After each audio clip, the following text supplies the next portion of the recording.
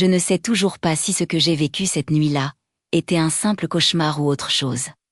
La nuit où ma grand-mère est décédée, je n'étais pas avec elle.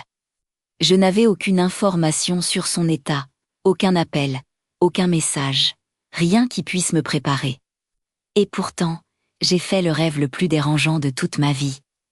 Dans ce rêve, j'étais seule sur une plage. Une plage immense, vide, silencieuse. L'air était lourd, oppressant, comme avant un orage. À quelques mètres de moi, une silhouette se tenait debout, de dos. Elle était entièrement voilée d'un tissu blanc, presque transparent, vaporeux, comme un linceul flottant au vent. Je ne bougeais pas, elle ne bougeait pas. Le temps semblait figé. Puis, lentement, la silhouette s'est retournée. C'était ma grand-mère, son visage était pâle, figé, sans expression. Elle a levé le bras et a pointé son doigt vers moi. Et là, sans qu'elle ouvre la bouche, une phrase a résonné directement dans ma tête. Forte, claire, implacable, tout est de ta faute.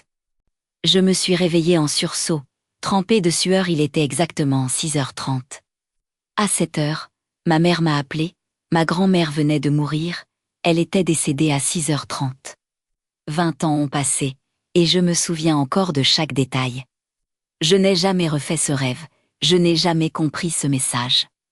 Et même si mon esprit cartésien cherche une explication rationnelle, cette coïncidence reste, encore aujourd'hui, profondément troublante. Si ces histoires qui brouillent la frontière entre le réel et l'inexplicable te fascinent autant que moi, abonne-toi. Ici, on raconte ce que personne n'arrive vraiment à expliquer.